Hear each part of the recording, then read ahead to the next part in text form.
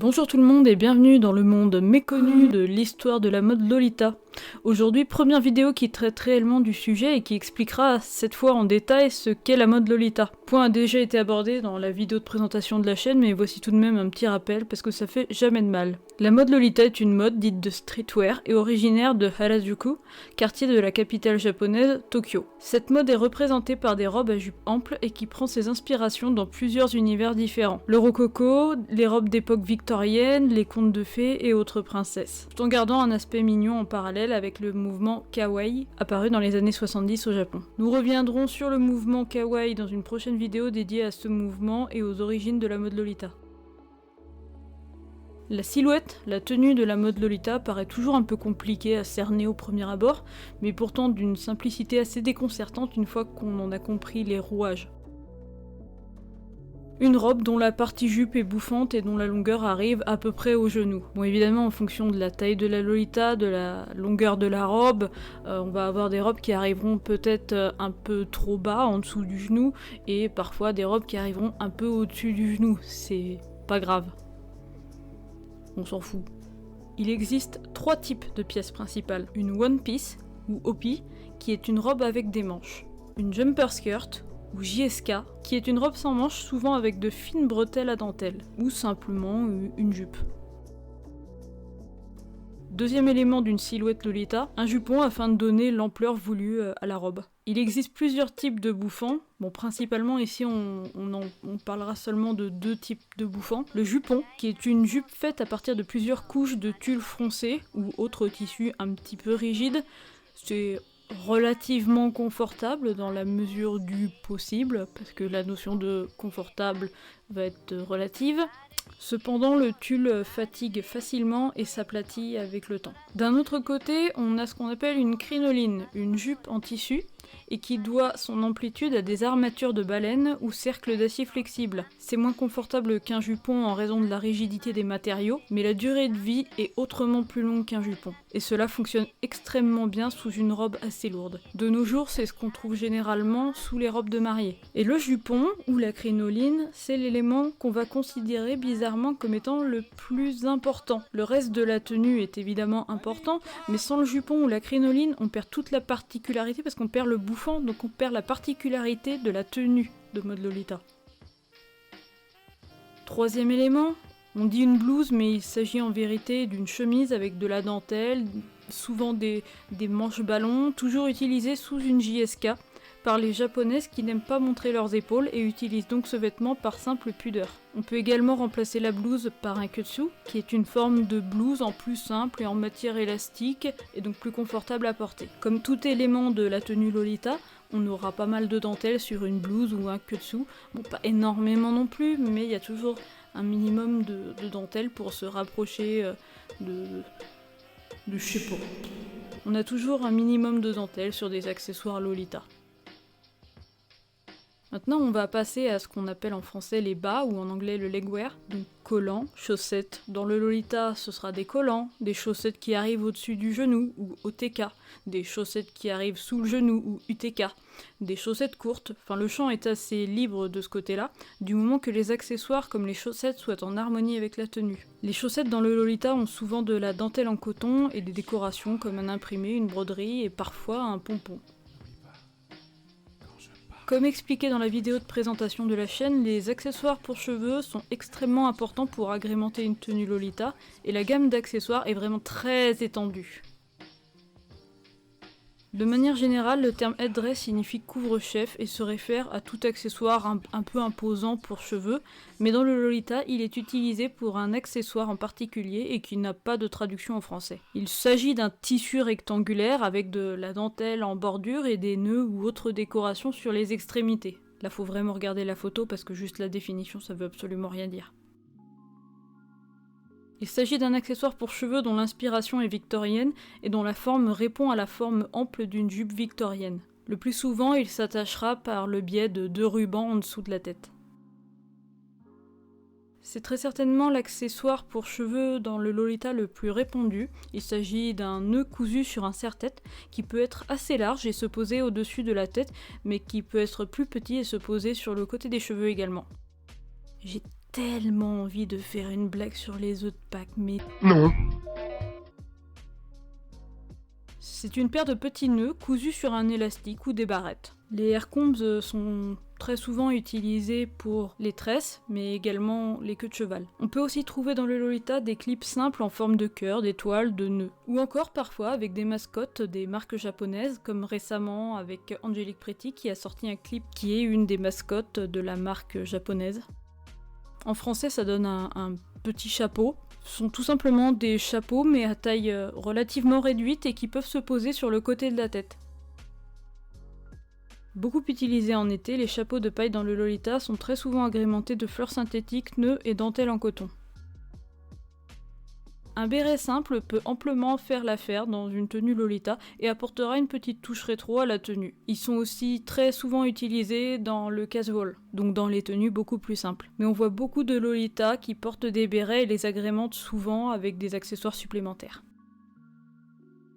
Les barrettes dans le Lolita sont les nœuds sur barrette tout simplement. Très pratique pour aller avec un chignon. Alors, bon, je mets un point d'interrogation car cet accessoire a été abhorré par les Lolita, car ne correspondait pas du tout à l'esthétique recherchée par cette mode. Des marques comme AP et Baby The Star Shine Bright ont sorti des oreilles d'animaux ces dernières années, et maintenant de manière générale, ça passe si ça respecte l'esthétique du Lolita. C'est pas encore totalement rentré, mais si ça vient d'AP et Baby, on est des Yankees. Évidemment, ce sont là les éléments principaux pour cheveux, mais en plus de 20 ans, la créativité et l'originalité ont donné bien plus de types de chapeaux et couvre-chefs à la mode Lolita, et à partir du moment où la tenue est harmonieuse, les possibilités sont illimitées en fait. Les chaussures les plus utilisées dans le Lolita sont souvent des chaussures de type Babies, avec un léger talon de 2 à 3 cm, ainsi que les Tea Party Shoes de la marque Angelic Pretty. Les chaussures à talons ont souvent été abhorrées dans le Lolita, mais avec la communauté vieillissante, les habitudes changent et par exemple les marques font de plus en plus de chaussures Lolita à talons, qui ne sont pas seulement des chaussures à talons simples, mais des chaussures qu'on pourrait penser appartenir à une princesse, avec des nœuds, ouais principalement des nœuds en fait. Ah, et des faux diamants. Les premières chaussures qu'on voyait dans le Lolita étaient le modèle Rocking Horse Shoes, mais également les platform shoes de manière générale, comme les Demonia par exemple. On en voit encore, mais principalement ce sont les Tea Party Shoes et les Babies qu'on voit le plus dans le Lolita, ainsi que les chaussures à talons des marques Baby et Angelic Pretty. Il n'y a pas de règle très précise concernant le sac, à part le fait de l'assortir à la tenue.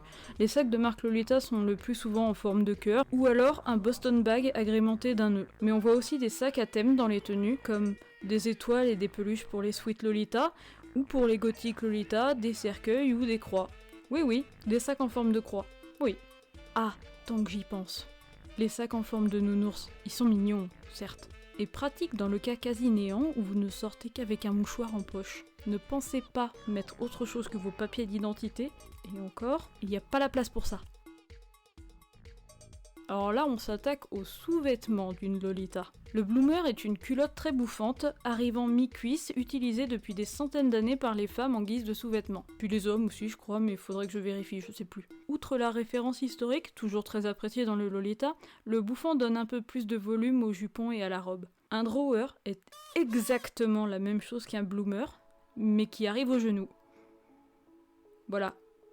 C'est la seule et unique différence. Merci, des bisous.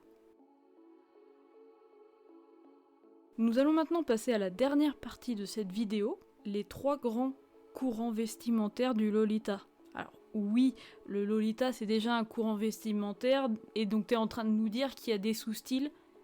Eh bah ouais. Le Lolita est divisé en plusieurs sous-catégories, différenciant chaque type de Lolita en fonction de ses préférences esthétiques. Il existe un grand nombre de sous-catégories, mais la majorité des Lolitas sont regroupées dans les 3 catégories suivantes. Catégories qui se trouvent également être les sous-styles les plus anciens de cette mode.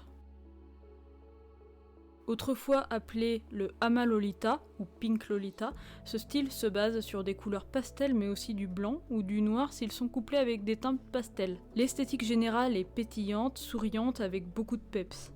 Les couleurs principales sont le rose pâle, lavande, bleu ciel, menthe, blanc. En imprimé classique, on aura de la nourriture sucrée comme des cupcakes, des poneys, des carousels, des contes de fées, des cœurs, des animaux en peluche ou vivants, avec une préférence pour les chats et les oursons, licornes et autres créatures mystiques. Les marques emblématiques, Angelic Pretty et Baby the Star Shine Bright. Ouh, c'était beau à la française.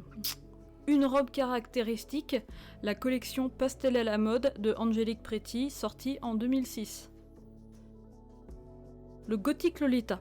Comme son nom l'indique, au contraire du Sweet Lolita, la couleur principale est le noir. On retrouve beaucoup de croix chrétiennes et chapelets, tant bien en imprimé de robes, forme de sac ou en bijoux, mais utilisés la plupart du temps à but purement esthétique. On retrouve généralement une mélancolie très poétique dans l'atmosphère des tenues de Gothic Lolita. Les designs de robes sont souvent très simples car plus portés sur l'utilisation d'une dentelle dont la couleur tranchera souvent avec la couleur du tissu pour souligner le design ou un détail de la robe, comme par exemple 2 pans de dentelle qui se croisent sur le tissu pour former une croix. Les couleurs principales, alors principalement le noir mais on trouve aussi du bleu marine et du bordeaux.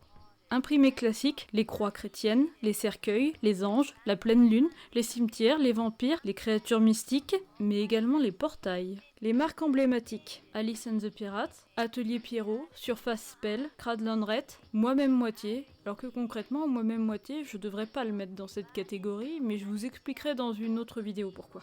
Une robe caractéristique, alors c'est pas une robe emblématique que je vais donner, c'est une robe caractéristique, et je trouve que la Nameless Poet de Istamori, sortie en 2014, est vraiment dans l'esprit gothique Lolita. Ce style se veut plus sobre et mature que le gothique et le sweet, et représente également beaucoup plus facilement les aspirations Lolita prises à l'époque victorienne. La coiffure est souvent très sophistiquée, moins voyante que dans le sweet, mais tout aussi travaillée avec des couleurs de cheveux naturelles et un maquillage nude très léger. Les couleurs principales sont le vieux rose, l'ivoire, le crème, le vert anis, le marron. Une robe caractéristique, je dirais la collection Rose Lace de Innocent World sortie en 2007. Il y a une légende urbaine également dans le Lolita qui raconte que quand les sweet Lolita passent l'âge de 25 ans, elles deviennent des classiques Lolita parce qu'elles sont trop vieilles pour le sweet. Je vous arrête tout de suite, c'est n'importe quoi. C'est arrêtez, stop, non, on arrête là, non, je veux pas entendre ça. C'est une légende urbaine, c'est débile mais moi aussi je l'ai dit, mais c'est débile. Et je l'ai dit il y a plus de 10 ans. Quand je serai vieille, je ferai du classique Lolita. Non, j'ai 31 ans et je suis toujours sweet. Hein. Voilà, donc faites les styles que vous souhaitez, c'est tout.